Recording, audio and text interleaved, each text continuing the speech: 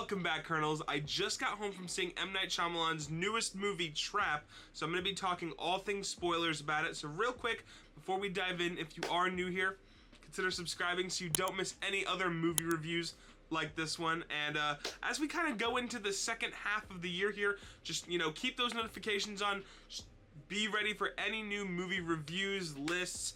I'm also going to be trying to live stream more this year for you guys, just trying to get more involved with my community here on YouTube. And without further ado, let's dive in. So this movie centers around a murderer, or just a guy named The Butcher, goes by his everyday name as Cooper, when, he decides to take his daughter to a concert, and it turns out that this is actually a trap for him to basically get caught by the FBI, and he then spends the whole movie trying to escape their clutches and get out of this concert, and then just kind of be a free man, I guess, is kind of his end goal here. One of the first things I noticed when I saw the trailer for this movie was that Josh Hartnett's facial expressions, the ones especially where they like zoom in on him and you can tell like, oh, like he's the murderer, and you get to see just like him trying to play it off, is some of the best moments of the movie.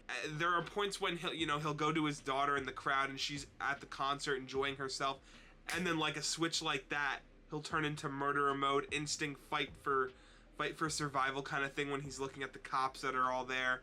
And it just gets really exciting really fast. One other thing that I really liked about this movie, actually I don't know if I would say I liked it, but this movie obviously is in the perspective of him. Kind of almost makes you want to sympathize with him a little bit. Like, I won't lie, the whole entire movie I was like, man, I hope he escapes. I hope he finds a way to evade the cops, even though he's the villain, technically speaking. I don't really know. But you almost feel bad for him because they do kind of go into his backstory a little bit, how like his mom used to like punish him a lot in like, I mean, maybe not the most ethical way.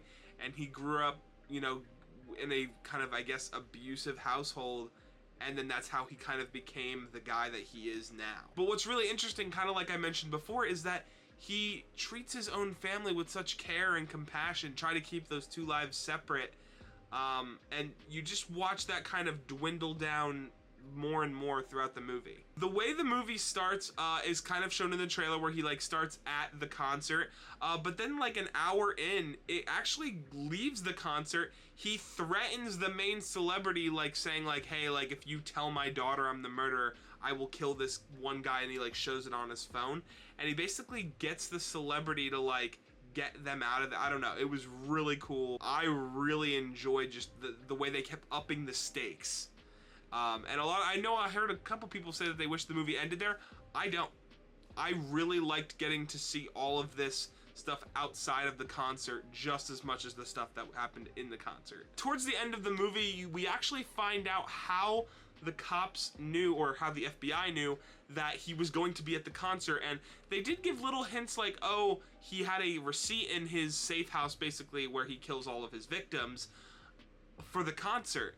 But he's a very clean guy. He's a trained murderer. How did he get that in there? Well, he didn't. His wife had suspicion that maybe he was having an affair, or just that something weird was going on with him, and she decided to set him up just to see what would happen. Well, this is exactly what happened. One of the other things I really liked about this movie is just how much they take into detail all the little micro steps that Cooper has to go through. There's a moment in this movie where like he goes to this one guy, and he's like, he kind of convinces him to like give him the one code to like let everyone know that like he's with them. He even like takes an ID, he gets a radio. Like, he is very resourceful and just knowing how to work his way out. One of the more heartbreaking things of this movie is that his daughter is just genuinely trying to have a good time with him at the concert.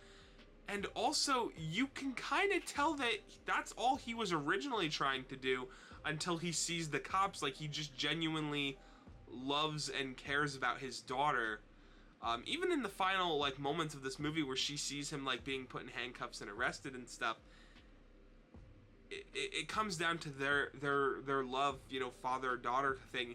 regardless of the fact that he's a murderer, and it was just really sad to see that. There also is a pretty funny post-credit scene where the one guy that, like, because the way that he kind of gets his little lead in this movie is he goes to the one guy that's selling t-shirts, and the one girl buys one before him. He goes, oh, hey, you know, hey, I'll be getting another shipment in like 10 minutes, come see me. Well, he goes to see him, and then they kind of form like a little bit of a bond, and eventually he like helps him out a little bit, and he thinks that he's clear, like he does not think he's the murderer, and he like tells him, he's like, yeah, like the code, like the safe word is I forget what he says, but it's some safe word, and he gives him the t-shirt for free because, you know, they're kind of bonding.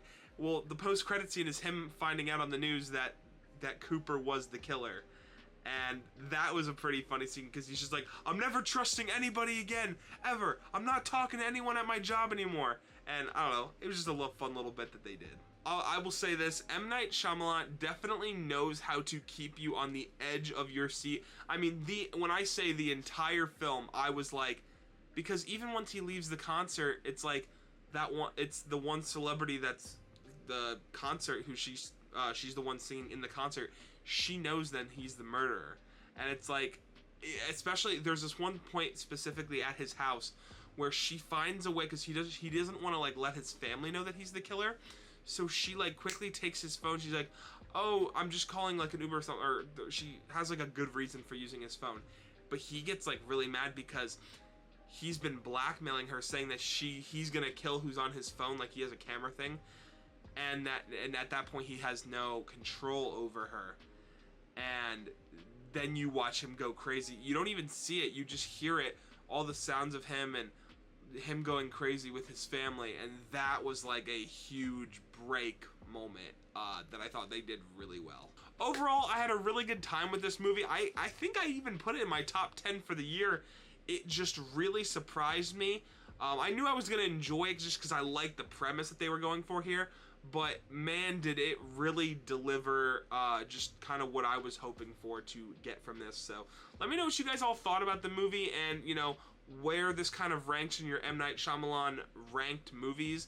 I haven't really thought about it too much, but I'll definitely maybe put out a list next week talking about M. Night Shyamalan movies and just where this kind of ranks amongst them. So stay tuned for that, and also stay tuned for next week when I will be reacting to all the new episodes of the final season of Umbrella Academy. Until next week, guys. Peace.